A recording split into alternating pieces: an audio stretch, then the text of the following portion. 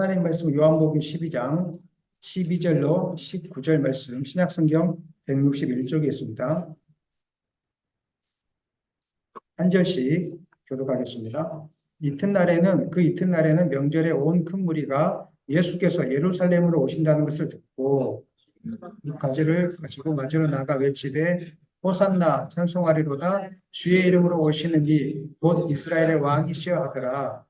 예수는 한 어린 나귀를 보고 타시니 이는 기록된 바 시온 따라 두려워하지 말라. 보라 너의 왕이 나귀 새끼를 타고 오신다 함과 같으라. 제자들은 처음에 이 일을 깨닫지 못하였다가 예수께서 영광을 얻으신 후에야 이것이 예수께 대하여 기록된 것임과 사람들이 예수께 이같이 한 것임이 생각났더라. 나사로를 무덤에서 불러내어 죽은 자 가운데서 살리실 때 함께 있던 무리가 증언한지라. 이에 무리가 예수를 맞으면 이 표적 행하심을 들었음이러라. 바리새인들이 서로 말하되 어찌하다 너희 하는 일이 쓸데없다. 보라 온 세상이 그를 따르는도다 아니라. 하나님 말씀 제목 다 같이 읽겠습니다. 겸손의 종이 되어 섬기세요. 우리가 이 세상을 살다 보면 많은 사람을 만나게 되고 또 교제하게 되고 함께 봉사하고 또 일하게 되어집니다. 이때 무엇보다도 가장 우리가 소유해야 될 인격의 덕목이 있다면 그것은 겸손이라고 생각합니다. 많은 사람들이 장점을 가지고 있는데 겸손하지 못해서 무너지는 경우를 저는 많이 보았습니다. 겸손하지 못하니까 말을 함부로 하다가 무례하게 행하다가 결국은 크게 쓰임받을 수 있음에도 불구하고 쓰임받지 못하고 겸손하지 못하니까 이제 그 어려운 환경을 견디지 못하고 무너지는 경우들을 우리가 하나님도 마찬가지십니다. 어떤 사람에게 은혜를 베풀어 주시는가? 항상 나는 부족합니다. 나는 하나님의 은혜가 아니면 살 수 없습니다.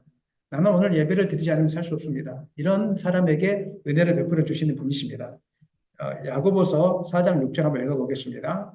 그러나 더욱 큰 은혜를 주시나니 그러므로 일렀으되 하나님이 교만한 자를 물리치시고 겸손한 자에게 은혜를 주신다 하였느니라. 사람은 실수가 없을 수 없습니다. 살다 보면 누구든지 저도 마찬가지입니다. 실수를 하게 되어집니다. 그러나 중요한 것은 실수했을 때 겸손한 마음으로 자기의 잘못을 인정하는 것입니다. 내가 부족합니다. 내가 연약합니다. 이렇게 인정하는 것입니다. 십자가 위에 예수님 양 좌우편에 두 강도가 달렸습니다. 한 강도는 교만해서 당신이 예수면은 우리를 이곳에서 내려오게 해봐라. 그리고 당신도 한번 내려오봐라. 하지만 한편에 있는 강도는 자기의 잘못을 인정하고 내가 참 죄인이라고 인정하고 당신 나라에 이럴 때 나를 구원해달라고 이렇게 했더니 한쪽은 지옥에 떨어졌지만 한쪽은 하나님의 은혜를 입고 구원을 받는 그 놀라운 역사를 경험하게 되었던 것입니다. 그렇기 때문에 우리가 겸손은 신앙생활에 있어서 가장 높은 덕목이라고 할 수 있습니다. 교회 생활 가운데서도 신학적인 성경적인 지식이 부족할 수 있지만 겸손하면은 교회를 살릴 수가 있습니다. 겸손하면은 마음의 온유함이 있습니다. 겸손하면 영적인 눈이 열리기 때문에 누구든지 만나는 사람마다 행복하게 해줄 수 있고 살릴 수가 있는 것입니다. 오늘 말씀을 통해서 겸손의 그 지혜를, 은혜를 얻기를 예수님의 이름으로 간절히 축원합니다. 예수님은 겸손의 그 왕이라고 우리가 말씀드릴 수 있는데 오늘 요한복음 12장 28절 한번 읽어보겠습니다. 아버지여 아버지의 이름을 영광스럽게 하옵소서 하시니 이에 하늘에서 소리가 나서 이르되 내가 이미 영광스럽게 하였고 또다시 영광스럽게 하리라 하시니 겸손을 정의할 때 우리가 일반적으로 다른 사람을 높이고 나를 낮추는 태도를 이야기하지만 오늘 성경 말씀 보면 예수님의 겸손의 태도를 보면 성경이 말하고 있는 우리에게 요구하고 있는 겸손은 단순히 상대방을 높여주는 그런 차원이 아니라 내 뜻대로 살지 않고 내 의견을 주장하지 않고 하나님 말씀 앞에 내 뜻을 내려놓고 철저히 순종하는 것을 말하고 있다는 것을 우리가 본문 말씀에 보면 알 수 있습니다. 예수님의 사역의 방향은 항상 하나님 아버지의 뜻이었습니다. 예수님이 왜 그 공생의 3년 기간 동안 계속 기도하는데 힘썼겠습니까? 하나님 아버지의 뜻을 묻기 위해서 그랬던 것입니다. 그리고 오늘 본문 말씀 보니까 예수님이 이제 십자가에 못 박히기 전인데 하나님 나 이 정말 고통스럽다고 이야기하거든요. 그래서 아버지요 어떻게 하면 좋습니까? 앞부분에 그렇게 나오는데 하늘에서 소리가 났습니다. 내가 이미 영광스럽게 했고 무슨 말입니까? 공생의 기간 동안 내가 하고자 하는 말 순종함으로 이미 세상 가운데 하나님이 살아계시고 내가 이 땅을 구원할 계획을 갖고 있다는 것을 너의 모습을 통해서, 예수의 모습을 통해서 보여줬다는 것입니다. 그리고 이미 영광스럽게 하였고 또다시 어떻게 한다고요? 영광스럽게 할 것이다. 무슨 말입니까? 십자가에 못 박히심으로, 겸손하게 순종하심으로 그 순종을 통해서 하나님의 구원인 사건, 구약에서부터 예언하신 구원 사건이 예수의 십자가를 통해서 완성이 되어졌구나. 하나님은 반드시 살아계시구나. 이것을 깨닫게 된다는 것입니다. 그래서 예수님이 십자가에 못 박히셨을 때 사람들이 이야기하죠. 진정 하나님의 아들이었도다. 이런 이야기들을 하는 사람들이 등장하고 있지 않습니까? 사람들은 다 압니다. 우리의 모습을 통해서 진짜 하나님 살아계시구나. 저 목사님 보니까 하나님 살아계신 거 맞구나. 권사님 보니까, 집사님 보니까, 우리 아이들 보니까 진짜 하나님 살아계신 거 맞구나. 이렇게 고백될 수 있기를 예수님의 이름으로 축원합니다. 이렇게 고백되어져야 진정한 겸손의 사람이라는 것입니다. 그러므로 우리가 추구해야 될 것은, 우리가 추구해야 될 겸손은 하나님의 영광을 드러내는 겸손입니다. 저는 교회당을 이루어가는 과정을 통해서 하나님께 순종하는 여러분의 모습을 보면서 많이 제가 도전을 받고 은혜를 받았습니다. 그리고 저는 이야기합니다. 우리 교회 성도님들이 이렇게 교회당을 이뤘을 때 우리가 기도하자고 했더니 같이 기도하고, 그다음에 헌신하자고 했더니 같이 헌신했고, 그리고 결론적으로 나의 힘으로 이룬 것이 아니라 하나님이 하셨다고. 아멘입니까? 하나님이 하셨다고 제가 자랑합니다. 제가 제 머릿속에서 이런 계획안이 나온 적이 없습니다. 아무것도 모르니까 늘 엎드리고 기도하고 이렇게 했을 뿐인데 하나님이 도울 사람들을 붙여주셨고 물질을 붙여주심으로 이렇게 했습니다. 그러면 제가 높아지겠습니까? 하나님이 높아지겠습니까? 하나님이 높아지는 거예요.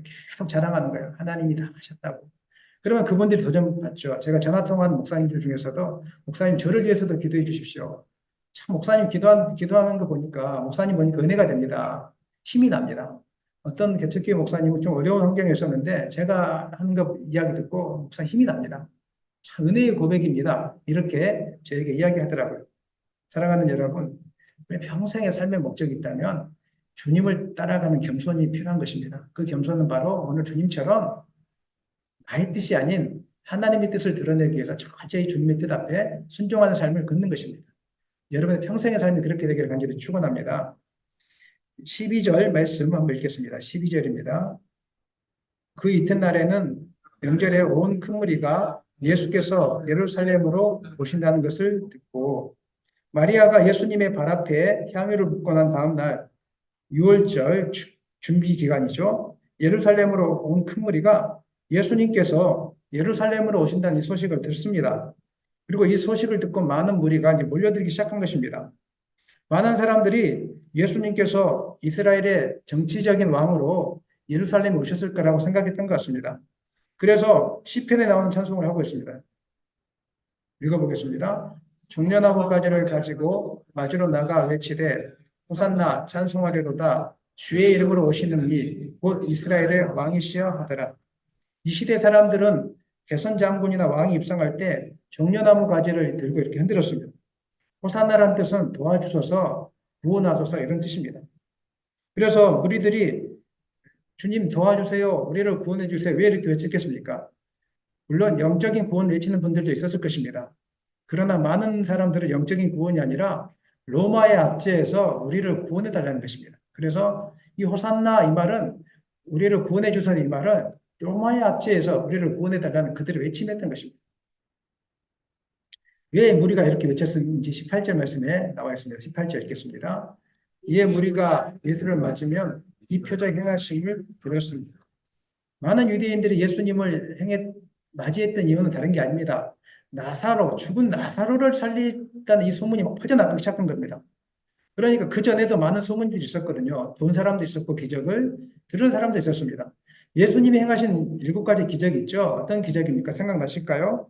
첫 번째는 물로 포도주를 만든 사건, 그다음에 왕의 신하의 병을 고치신 사건, 베데스다 연못가에 38년 된 병자를 고치신 사건, 보리떡 5개, 물고기 2마리로 남자만 5천 명 이상을 먹인 사건, 그다음에 물 위를 걸으신 사건, 특별히 메시아만이 행할 수 있는 소경을 고치신 사건, 이 이야기들이 유대인 사이에 급속히 퍼져나갔던 것입니다. 그런데 최종적으로 유대인들이 동요되었던 사건은 바로 죽은 나사로가 살아난 사건을 직접 본 사람들이 가서 이야기해 준 것이죠. 진짜 놀라운 사건이다. 저 사람은 놀라운 사람이다. 구약에서 말했던 그 메시아가 분명하다. 그런데 구약에서 말했던 메시아를 구원주 메시아가 아니라 어떤 메시아라고요? 정치적인 메시아로 이 사람들 계속적으로 이해했던 것입니다.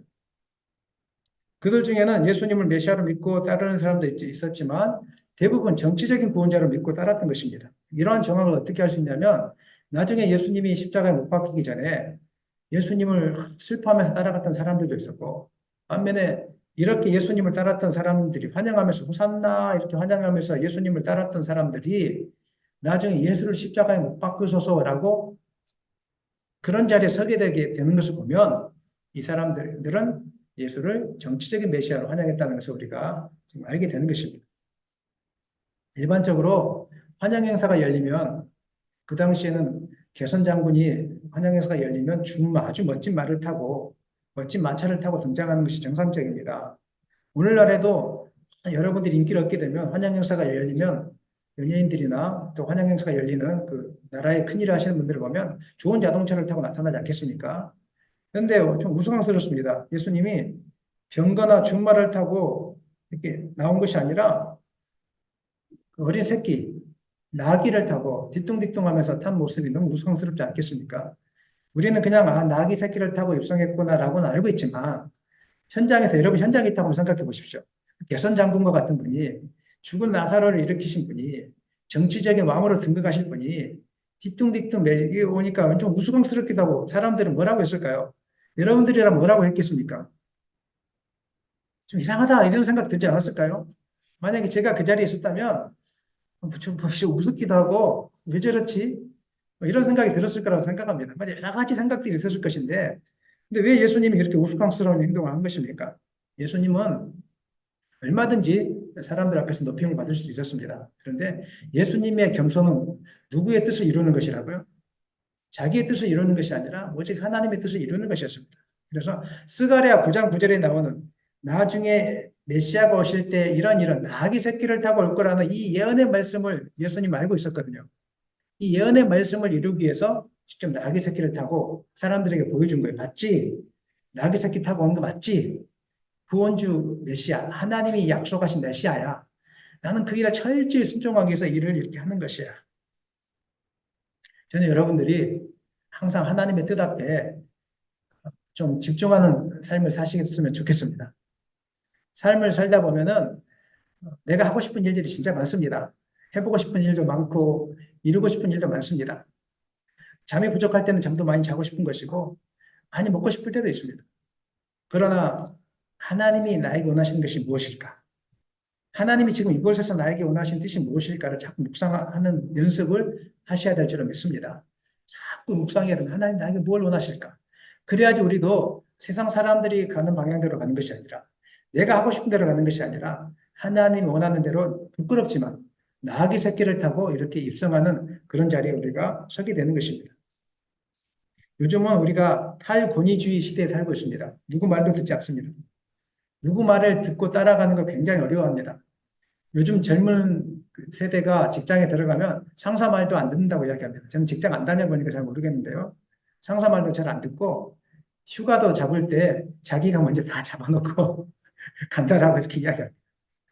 이게 요즘 세대의 특징이랍니다. 옛날 세대에는 휴가를 잡을 때 눈치를 보면서 위에 상사가 먼저 정하고 나면 그 다음에 이제 자기 순번대로 이렇게 정하고 있는데 요즘은 딱 정해놓고 바로 보고하고 들어달라는 것이죠. 그런 이야기를 제가 들어본 적이 있습니다. 권위주의 문화는 사실 좋은 문화는 아닙니다. 자신의 잘못된 일들도 계급이나 나이로 눌러버리는 일들이 많기 때문에 이걸로 당하는 피해가 많습니다. 권위주의 문화가 여전히 우리 사회에 잔재하고 있지 않겠습니까? 공무원들 사이에 잔재하고 있지 않습니까? 그러니까 아무리 옳은 의견을 내도 묵살되는 것입니다. 아무리 좋은 아이디어를 내도 권위주의 문화로 다 묵살되는 것입니다. 권위주의 문화가 지배하면 일부의 집단이 독재적인 힘을 가지고 있기 때문에 의회나 국회를 무시하고 지배권을 행사하려고 듭니다. 그래서 피해는 고스란히 이제 국민들이 당하게 되는 것이죠. 부정부패를 외치고 부정부패, 정부의 부정부패를 외치고 이런 분들이 감옥에 가게 되는 이런 악순환이 권위주의 문화 속에 생겼습니다. 우리나라도 이 권위주의 문화의 병폐를 지금도 여전히 갖고 있음에 우리가 같이 좀 아파할 수밖에 없습니다. 그렇다고 해서 그러면 권위 자체가 나쁜 것인가? 권위주의 문화는 배척해야 될 것은 분명합니다. 하지만 권위는 나쁜 것이 아닙니다.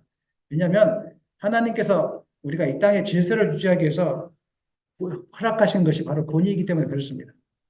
성경에 보면은 자녀들이 아버지, 어머니에게 복종하라 이렇게 나와 있지 않겠습니까? 그리고 교회의 머리는 누구입니까? 예수 그리스도 아닙니까? 머리를 중심으로 우리가 몸으로 다 연결되어 있습니다. 예수님 있다면 그 다음에 교회를 치리하고 또 교육하는 사람은 누굽니까? 목회자 아니겠습니까? 또 장로님들 아니겠습니까?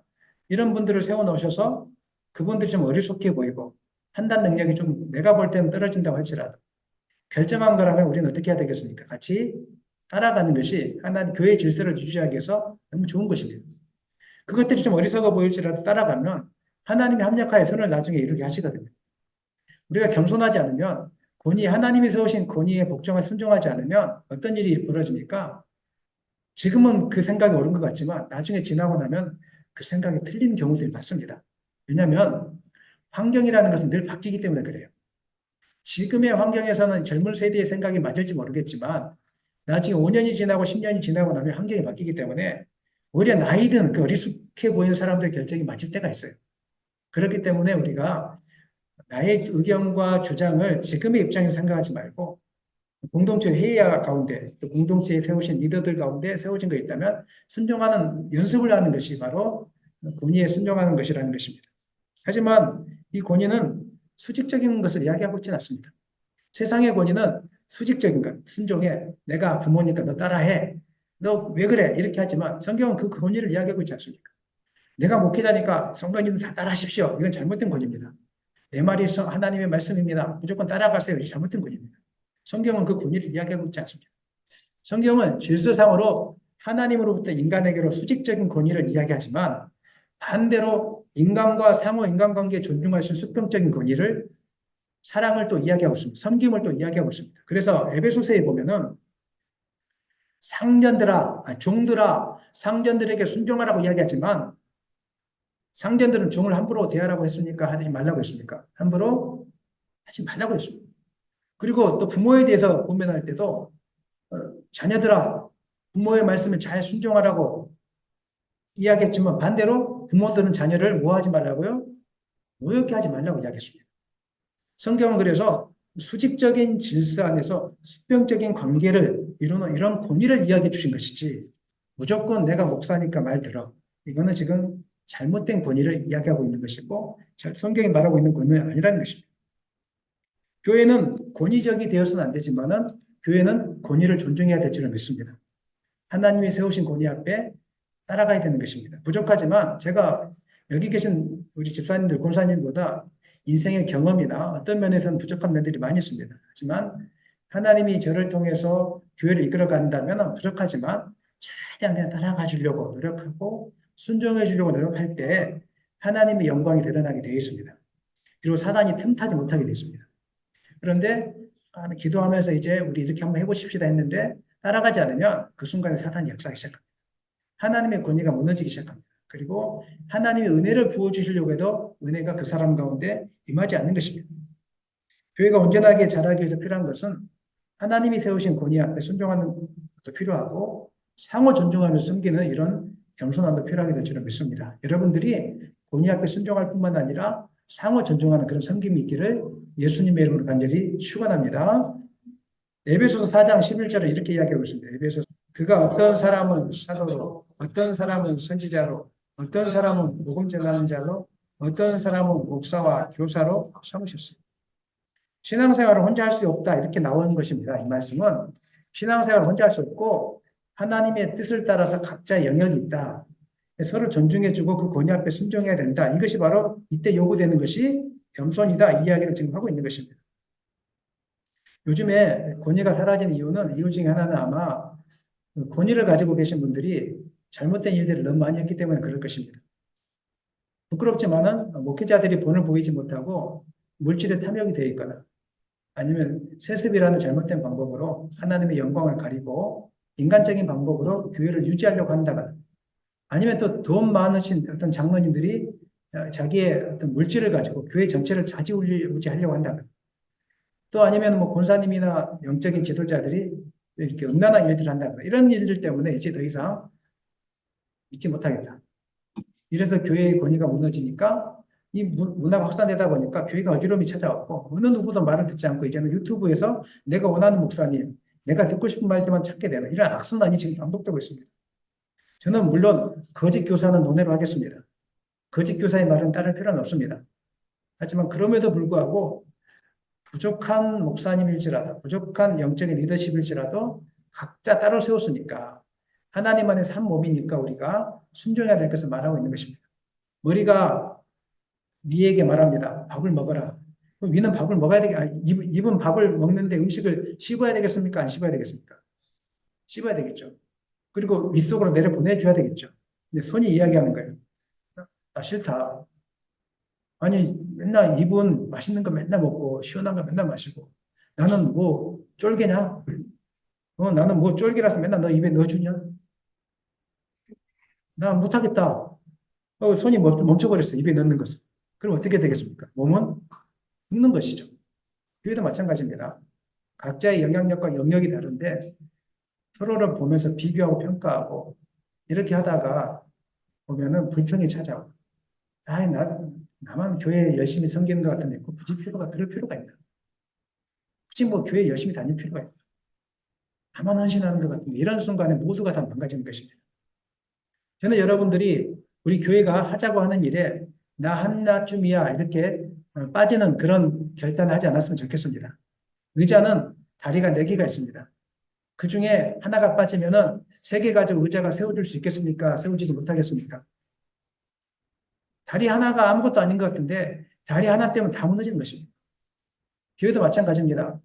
제가 은혜로운 말씀을 이제 준비하려고 노력하는데 여러분들이 저를 영적인 목사로 만들려면은 교회가 가지고 있는 모임에 한 번도 빠지면 안 됩니다.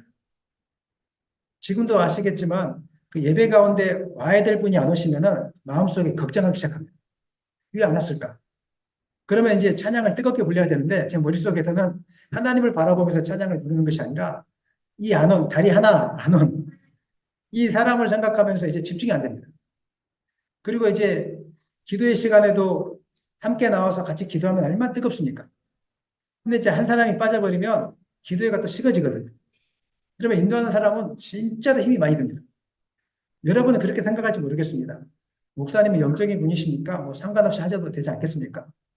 누가 오든지 안 오든지 뭐 그냥 앞에서 인도하면 되지 않겠습니까? 원래 영적인 사람일 수는 있을지 모르겠습니다. 하지만 예수님도 보십시오. 아버지여, 내가 이 잔을 좀 옮겨줬으면 좋겠습니다. 육신을 입고 있는 예수님도 인간의 고통을 갖고 이렇게 하나님께 고백했어요. 바울 자신도 그 고통 속에서 피하기를 원했죠. 그 다음에 우리가 아는 엘리야도 나를 죽여달라. 제가 육신을 입고 있기 때문에 여러분이 제가 만약 예를 들어서 여러분 오늘 주일날 청소하십시다 이렇게 했는데 누구 한두 명 빠져버리면 제가 힘이 나겠습니까? 힘이 나지 않겠습니까? 무너뜨리는 거예요, 이제. 이제 여러분들은 영성을 제가 한 100을 준비했다면 이제 한 50만 받고 가는 거예요. 그걸 좀 아시는 의미가 있었으면 좋겠습니다. 저도 사람이다 보니까 늘 싸웁니다. 안 보이시면은 늘 예배 전에 찬양이 안 되고, 기도가 안 되고, 또 한 명이라도 새로운 분이 나타나면 신이 나가지고 그냥 말씀이 막 선포되어지고, 또 같이 열심히 오고, 일찍 오셔갖고 찬양하는 거 보면은 저도 신이 나고 이러는데, 아무도 안 나타나고. 이렇게 하면은 힘이 쭉 빠져가지고, 집에 돌아가면, 말씀 전하고 나서 집에 돌아가면은, 이렇게 한숨을 쉬면서 또 다시 내가 철학을 해야 되는구나. 이런 일이 벌어지는 것입니다. 사랑하는 여러분, 진정한 겸손은 나만 생각하는 것이 아니라 어떻게 생각하는 것이라고요? 옆 사람을 다 생각해 주는 거. 나의 믿음, 하나님과 나의 믿음도 생각해야 되지만 내가 목사님의 말씀을 따름으로 인해서 목사님의 힘을 주면 목사님의 확신과 열심을 가지고 교회를 더 부흥시킬 수 있겠구나. 이런 것까지 생각하는 여러분들 있었으면 좋겠습니다. 베드로전서에서는 그래서 교회에 세우신 권위에 순복할 때 하나님께서 베푸시는 은혜를 받게 될 것이다 이렇게 권면하고 있습니다. 젊은 자들아 이와 같이 장로들에게 순종하고 다 서로 겸손으로 허리를 동이라. 하나님은 교만한 자를 대적하시되 겸손한 자들에게 은혜를 주십니다. 젊은 자들은 나이가 어린 자들을 의미하기도 하지만 하나님께서 부여하신 영적인 권위를 갖고 있지 않은 자를 의미하기도 합니다. 그래서 젊은 자들에게 이야기하는 것이죠. 영적인 권위가 없는 자들에게 장로들에게 순종하라. 그래서 겸손으로 허리를 동이라. 하나님이 세우신 권위에 순종하라. 이렇게 이야기하고 있습니다. 이 이야기는 교회에서만 해당되는 것이 아니라 집에서도 해당되는 것입니다. 우리 자녀들이 부모님 말씀이 좀 탐탁하지 않을 때도 있어요. 하지만 겸손의 연습을 해야 됩니다. 우리 자녀들은. 보여지는 부모님의 말씀이 좀 나랑 생각이 틀릴 수도 있겠지만 부모님이 요구했을 때는 일단은 순종하고 봐야 돼요. 이것이 바로 하나님의 뜻이에요. 이렇게 했을 때 하나님은 은혜를 베풀어 주세요. 근데 부모님에게 영적인 권위를 하나님의 가정에 세워주신 부모님에게 함부로 하고 말 안 듣고 내가 하고 싶은 대로 할 때 하나님은 그 사람을 대적합니다. 그리고 제가 오늘 본문은 찾지 않았지만 사단이 틈타게 되어 있어요. 결국은 하나님의 뜻과 멀어지는 삶을 살게 되어 있습니다.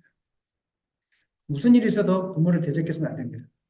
무슨 일이 있어도 교회 안에서 여러분들이 대적하는 자리에 서지 않기를 소망합니다. 아무리 의로운 정의감이 있을지라도 교회를 대적하는 그 순간에 교회를 핍박했던, 교회를 방해했던 그 사람도 심판을 받지만 교회를 향하여 대적했던, 함께 싸웠던 그 사람도 하나님의 심판을 받게 되어 있습니다. 그래서 교회의 문제 앞에서는 정말 조심해야 됩니다. 정말 조심해야 되고 겸손해야 되고 절대로 대적해서는 안 되고 옳은 일일지라도 대적하는 자리에 서지 마시고 이것들을 하나님께 기도하면서 우리가 잘 풀어갈 수 있도록 지혜롭게 풀어갈 수 있도록 우리가 해야 되는 것입니다. 하나님은 교만한 자를 하나님의 뜻을 이행하지 않는 자를 자기 마음대로 살고 싶은 자를 대적하십니다. 하지만 겸손한 자를 하나님의 뜻을 성취하려고 하는 자를 일이 늦게 해결될지라도 하나님의 뜻을 따라서 가는 자들에게 어떻게 하신다고요? 은혜를 베풀어주십니다. 그런 은혜가 순종하는 은혜가 여러분 가운데 있기를 원합니다. 대개의 경우 신앙생활을 잘 하다가 무너지는 때가 있습니다. 교회 생활에 잘 적응하지 못하고 교회를 쉽게 옮겨 다니는 분들이 있습니다. 그 특징이 있는데 교회를 제가 옮겨 다니는 것이 잘못됐다 이야기하지 않습니다. 제가 말씀드리지 않습니까? 제가 부족하기 때문에 혹시 저를 통해서 은혜를 못 받거든 옮기시라고. 그래서 은혜를 받을 수 있는 곳이 있다면 그렇게 가는 맞습니다. 저는 부족해서 여러분들을 다 못 채워줍니다. 하나님이 허락하신 만큼만 제가 합니다. 제가 교회를 옮기는 분들에 대해서 뭐라고 하는 게 아닙니다. 이 말씀은 아니라 습관적으로 지금 옮기시는 분들을 또 이야기하는 겁니다. 제가 습관적으로. 신앙생활을 잘하다가 습관적으로 옮기거나 신앙이 무너질 때가 있는데 그때는 언제냐면은 하나님의 뜻보다는 내 뜻이 강할 때입니다. 내 뜻이 맞는데 내 생각이 맞는데 목사님이 틀렸다는 것이죠. 물론 목사님이 틀릴 때 많죠. 말씀을 하다 보면 실수할 때도 많고 여러분들이 알고 있는 지식과 다를 때도 많습니다. 틀릴 때도 많아요. 저 목사님 안 되겠네.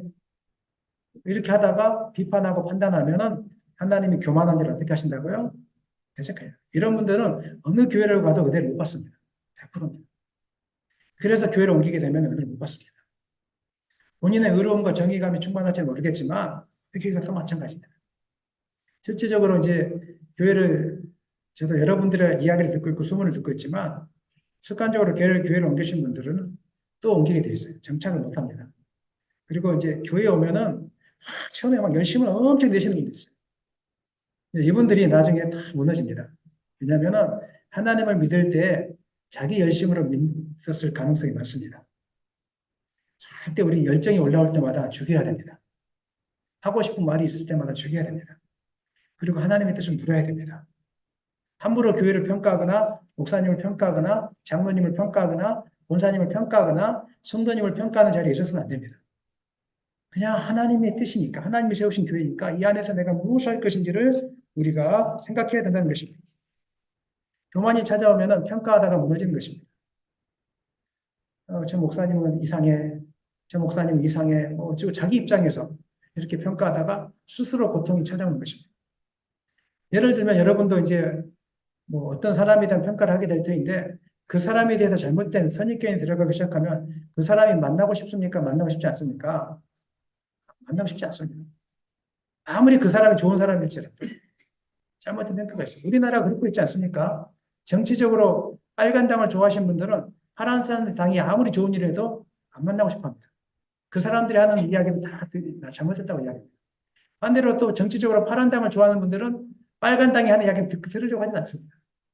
그 사람들이 하는 건 무조건 싫습니다. 이제 이렇게 되는 것입니다. 교회도 마찬가지입니다. 누가 나를 무너뜨리는 것이 아니라 자기를 무너뜨리는 것은 하나님의 뜻을 묵상하지 않고 자기의 열심으로 하나님을 섬기려고 했던 것에서 싹텄던 교만이 결국은 자기 자신을 무너뜨립니다. 자세히 생각해 보십시오. 누가 여러분을 뭐라고 하지 않았습니다. 자기가 무너지는 거예요. 자기가. 자꾸 이렇게 교만해지다 보니까 대적하다 보니까 하나님의 은혜를 공급받지 못하다 보니까 자기 스스로 무너지는 일들을 반복적으로 이렇게 하게 되는 것입니다. 신앙생활을 할 때 그래서 가장 조심해야 될 것은 고집이나 아집을 절대 부려서는 안 됩니다. 바보처럼 하나님의 뜻이면 그냥 순종하는 것입니다. 핑계를 대려고 해서는 안 됩니다. 신앙생활을 우리가 생각할 때 이렇게 신앙생활을 하시는 분들이 있는 것 같아요. 이제 제가 우리 교인들 말을 하는 게 아니에요. 전체 한국 교회를 생각하면서 신앙생활이 뭡니까? 라고 물으면 소파에 앉아서 편안하게 차 한 잔 마시면서 편안한 찬양을 듣고 좋은 말씀을 듣는 거. 이걸 신앙생활이라고 생각하시는 분들이 있는 것 같아요. 물론 신앙생활일 수 있습니다. 하지만 그 신앙생활은 어린아이가 분유를 먹는 신앙생활이에요. 아이 때 애야 쭈쭈 먹자 해가지고 분유 타가지고 주지 않습니까? 엄마가 다 이유식도 다 해주지 않습니까? 그럼 아이는 맨날 웃기만 해. 너무 좋으니까 어렵지 않으니까 막 웃기만 해요. 싱글싱글 하면서 매일 울기만 해도 밥 주지 뭐 기저귀 다 갈아주지. 편하게 울기만 하면은 엄마가 간식도 갖다 주지. 울기만 하면 텔레비전도 틀어주지. 울기만 하면은 그냥 뭐 좋은 음악도 들려주지. 그냥 울기만 하면 다 끝나요. 근데 인생을 살다 보면은 크다 보면은 그런 날이 있지 않지 않습니까? 이제 젖을 떼야 될 때가 있고 이유식을 떼야 될 때가 있고 이제 혼자서 걸어야 될 때가 있고 넘어져야 될 때가 있는 것입니다. 신앙도 마찬가지입니다. 항상 앉아서 좋은 말씀을 듣고 항상 좋은 찬양팀이 불러주는 찬양 속에 있고 그것은 신앙생활이 아닙니다. 그건 유아기적인 머물러 있는 것입니다. 이제 장성했으면 스스로 광야로 나가야 됩니다. 아멘입니까? 스스로 내가 섬길 수 있는 교회를 찾아가야 되는 것입니다. 그리고 그 교회 찾아가서 내가 섬길 수 있는 공간들을 무엇을 위해 섬길 것인지를 찾아내야 됩니다. 이게 장성한 사람의 특징입니다. 찾아내다 보면 어려움이 찾아옵니다. 사람들이 다 생각이 달라요. 만 가지 생각이 있어요. 경험이 다르기 때문에. 그러면 이제 부딪히게 돼요. 그러면 이제 유아기적인 상태에 머물러 있는 사람들은 내가 이 교회만 전부냐. 난 떠나면 되지. 또 그 좋은 찬양팀, 좋은 말씀, 달콤한 곳에 있는 거 또 떠나간단 말이에요. 교만한 자를 대적하세요. 은혜를 못 받아요. 절대 은혜 못 받습니다. 처음에만 은혜 받는 것 같아요. 나중에 못 받습니다. 제 말이 틀렸는지 한번 주변에 검증해 보십시오. 말씀이라는 것은 항상 제가 좋은 말씀을 선포하지 않습니다. 이 말이라는 것이 참 신기해서 저는 좋은 뜻으로 이야기하는데 받아들이는 사람이 나쁜 뜻으로 받아들이는 때가 종종 있습니다. 그리고 어떤 때는 제가 성경에 기록된 것을 정확하게 해석해 주는데 자기가 알고 있는 것과 틀리다고 항의하고 따지는 분들이 또 있습니다. 참 마음이 아플 때가 있습니다. 이게 맞는데 자기가 그동안 목사님한테 배운 게 이거라는 거예요. 자기가 알고 있는 지식이 그거라는 거예요. 속이 상하죠, 사실은. 근데 목사님, 제가 먹기도 하는데 뭐라고 하겠습니까? 참 답답할 때가 있어요. 저도 부족해서 예화나 단어를 잘못 사용할 때도 있습니다. 그럴 때 여러분들이 마음이 교만해지면 목사님 참 이상하다. 판단하고. 그러다 보면 하나님 은혜를 주신다고 은혜를 주시지 않는다고요? 은혜를 안 주십니다. 살다 보면은 그런 말씀도 받아내는 여러분 그런 그릇이 되어졌으면 좋겠습니다. 오늘은 목사님이 좀 힘드신가 보다. 그러실 수 있겠습니까? 살다 보면 인생이라는 것은요, 항상 좋은 것만 있지 않다니까요. 목사도 힘들다 보면 화를 낼 때가 있고, 하다 보면은 하지 말아야 될 말을 할 때도 있고. 그런데 영적으로 여러분이 성숙하고 겸손하면은 그걸 가지고 성취받는 것이 아니라 받아내 주는 거예요. 내 목사님을 좀 더 기도해 줘야 되겠다. 저런 말씀이지만 좋은 뜻으로 했겠지. 하나님을 뜻을 가지고 했겠지. 이렇게 받아내는 게 이게 겸손한 사람입니다. 이러면 겸손한 자들에게는 은혜가 충만해져요. 모든 게 감사가 되어지고 모든 게 은혜가 넘쳐지고 성이 하나님 안에서 거하게 되고 천국, 그 사람이 천국이 되는 것입니다. 대부분 사람들이 이제 교만에 빠진 사람들은 자기가 교만하다고 모르죠. 근데 영적인 은사가 떨어지고 교회에서 뭔가 활동을 할 수 있고 이러다 보면 스스로 교만해지는데 그때 가장 조심해야 됩니다. 운전하다가 가장 조심할 때가 언제입니까, 집사님? 이제 운전 실력이 좀 늘었을 때. 네, 그때 제일 조심하죠.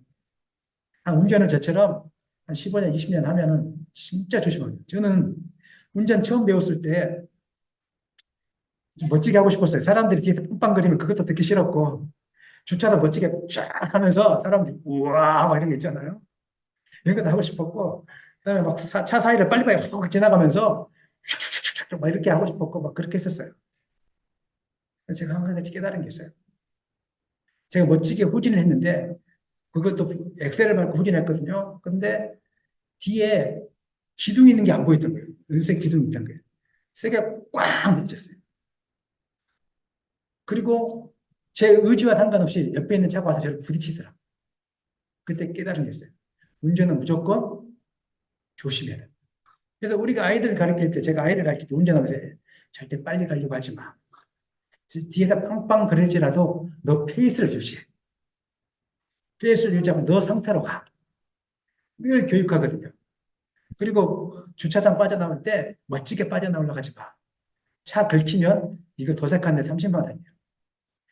주차장에 빠져나올 때 앞뒤 안 살피고 나하고 옆차 긁으면 30만 원. 항상 그 사실을 기억해. 하면서 제가 지금도 교만하지 않고 주차 조심하고, 조심하고 천천히 하고. 신앙생활도 그렇게 해야 된다 저는 생각합니다. 항상 내 의지가 내가 안다라고 생각했을 때, 내가 뭔가 말씀을 좀 많이 알아간다고 생각했을 때, 우리는 그때가 더 조심해야 될 때라고 저는 생각합니다. 사랑하는 여러분, 안다라고 생각할 때 조심하기를 바랍니다. 그리고 여러분이 하고 싶은 일들을 하는 것이 아니라 하나님이 나에게 무엇을 원하실까? 이것을 묵상하면서 쫓아가는 여러분 되셨으면 좋겠습니다. 우리가 아시는 것처럼 누가복음 1장에 보면은 예수님이 그 천사가 가브리엘 천사가 마리아를 찾아오는 장면이 나오고 있습니다. 아시죠? 그때 이제 아들을 낳겠다고 해요. 아직 요셉과 정혼을 했지만 결혼한 상태가 아니에요. 그런데 정혼한 상태에서 약혼한 상태에서 만약에 아이를 갖게 되면은 어떻게 되겠습니까? 그 유대의 문화적인 배경으로는 돌에 맞아 죽어요. 그런데 너 하겠느냐? 너를 통해서 예수가 태어날 것이다. 이렇게 이야기해 주니까 하겠느냐 하니까 뭐라고 이야기합니까? 1장 38절 읽겠습니다.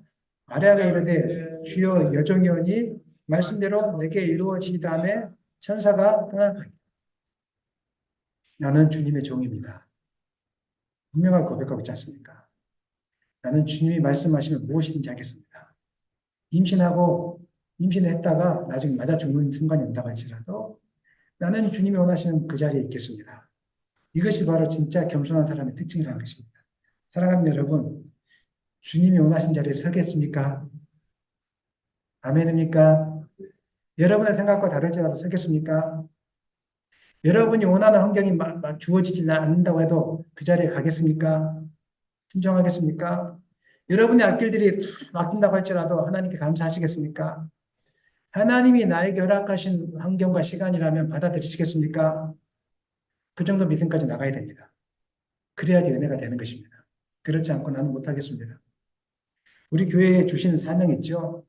마리아에게 임마누엘 예수가 잉태될 것이다 라는 사명을 주셨다면 하나님 우리 교회에 주신 사명이 있습니다. 두 가지 사명. 기도하는 사명과 선교하는 사명입니다. 여러분 믿음으로 받아들이시겠습니까? 우리 교회에 하나님이 주신 사명은 기도하는 사명과 선교하는 사명입니다. 저는 여러분들이 많이 힘들다는 걸 알고 있습니다. 하지만 그럼에도 불구하고 제가 기도 자리에 자꾸 나오라고 하는 이유는 제가 경험했기 때문에 그래요. 경험했기 때문에. 기도하면 다 해결되어져요. 여러분이 노력하는 것보다 100배 이상, 1000배 이상을 하나님 역사해 주세요. 그리고 제가 때로는 싸납게 여러분에게 훈련시키려고 할 때가 있어요. 왜 그럴까요? 저는 영적인 싸움 현장에 항상 있는 사람입니다. 영적인 것을 눈앞에서 보고 있는 사람이에요. 영적인 그 악한 세력들이 여러분을 무너뜨리고 있는 것이 눈앞에 보여져요. 환상으로 보여진다는 게 아니라 보여진다는 거예요. 보여진다는 것이 나중에 무슨 뜻인지 알게 될 거예요. 저분 저렇게 하면 안 되는데, 저렇게 하면 안 되는데, 큰일 났는데, 이제 무너지는데, 저가죠. 이 마음이 있는데 말을 못 해주는 거예요. 상처받을까 싶어서. 아직 준비가 안 됐으니까. 저는 이런 말도 들을 수 있는 용기가 있기를 소망합니다. 들은 잘 모르시겠지만, 여러분의 안에 있는 모든 것은 영적인 문제거든요. 대부분 영적인 문제예요.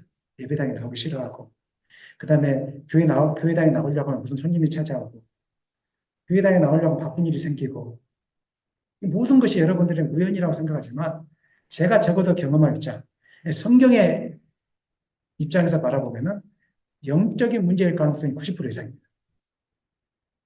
그래서 저는 그걸 알기 때문에 여러분들이 제가 기도하자 하는데 자리에 안 나오면 애가 타지는 거예요. 저는 무너지는데 이제 은혜가 안 들어가기 시작하면 또 부정, 불평, 감사가 사라지고 또 여러 가지 어려움이 찾아올 텐데 이런 걱정 때문에 제가 말하고 싶지만 전화를 못 해드려요. 기도만 할 뿐이에요. 사랑하는 여러분, 오늘부터 이 기도하라는 하나님 음성 앞에 철저히 순종해 보시기 원합니다. 생각하지 마십시오. 아, 그날 가면 피곤할 텐데 좋을 텐데 왜 가? 이거 자체가 사단에게 지는 거예요. 결단하는 겁니다. 신앙 결단. 나는 무조건 간다. 비가 와도 눈이 와도 나는 교회당에 가서 죽을 것이다. 아멘입니까? 나는 무슨 일이 있어도 예배자를 지킬 것이다. 이것이 진짜 겸손이라는 것입니다. 이런 자에게 하나님의 은혜가 임하는 것입니다. 말씀 마무리하겠습니다. 16절 읽고 마무리하겠습니다. 제자들은 처음에 이를 깨닫지 못하였다가 예수께서 영광을 얻으신 후에야 그것이 예수께 대하여 기록된 것임과 사람들이 예수께 이같이 한 것임이 생각난다. 예수님이 나귀를 타고 입성하실 때 왜 저렇게 우스꽝스러운 모습으로 하시는지 몰랐습니다. 제자들 눈앞에서 기적이 일어난 것도 봤고 귀신이 떠나간 것도 봤고 병이 고쳐진 것도 봤습니다. 그런데도 이것이 무슨 뜻인지를 알 수가 없었습니다. 그냥 그렇구나 하고 있는 거죠.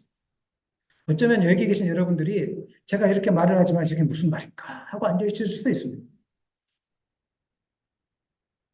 하지만 제자들에게 성령이 임했을 때, 오순절 다락방사과 성령이 임했을 때, 그제서야 이것이 바로 메시아로서 성경에 예언된 성취를 이루기 위해서 한 것이구나 깨닫게 된 것입니다. 오늘 하나님께서 여러분에게 많은 말씀하실 거예요. 기도절에 나와라. 선교 가자. 그 다음에 뭐 헌신해라. 물질을 갖다 바쳐라. 부족한 어려운 사람들을 도와줘라. 왜 그런 마음이 드는지 우리는 지금 이해 못할 수도 있습니다. 그런데 오랫동안 이제 지나다 보면 왜 목사님이 저렇게 말씀하실까 지금 이해하지 못할 수 있어요. 하지만 오랫동안 지나다 보면 수년 뒤에 그때 그 말씀이 그거였구나. 하나님의 은빛교회를 통해서 그것을 이루려고 그렇게 하셨구나. 이것을 깨닫게 된 은혜가 시기가 오게 될 거라는 반드시 믿습니다. 그러면 이 시점에서 우리가 해야 될 일이 무엇인가? 하나님의 뜻을 분명하게 이해하지 못할지라도 무조건 어떻게 해야 된다고요? 순종하는 자세가 필요한 것입니다. 다 이해가 되지 않아도 하나님 내가 이해가 되고 난 다음에 순종하겠습니다. 그렇게 하면 안 됩니다. 오늘 말씀을 통해서 하나님 우리에게 요구하신 삶이 있다면 겸손하라는 것입니다. 겸손의 종이 되라는 것입니다. 주님을 주인으로 모시는 겸손의 종. 주님의 말씀이면은 이해가 되지 않을지라도 말도 안 된다고 여겨질지라도 내가 지금 잠을 자야 되는데 예배당에 나오라고 할지라도 나는 돈이 없는데 먹을 음식이 없는데 밀가루를 가져오고 기름 다 갖고 와라. 나 이거 먹고 죽을 수밖에 없는 그런 상황이 올지라도 가져오라고 했을 때는 묻지도 않고 따지지도 않고 가져다 드릴 수 있는 그런 믿음의 단계까지 나갔으면 좋겠습니다. 오늘 이 본문을 통해서 원하시는 것이 바로 그것입니다. 여러분들이 항상 주님 앞에서 나의 뜻이 아니라 주님의 뜻을 사모하고 순종하게 하는 겸손의 정이 되심으로 하나님이 주시는 은혜를 많이 받아 누리시는 여러분 되시기를 예수님의 이름으로 간절히 축원합니다.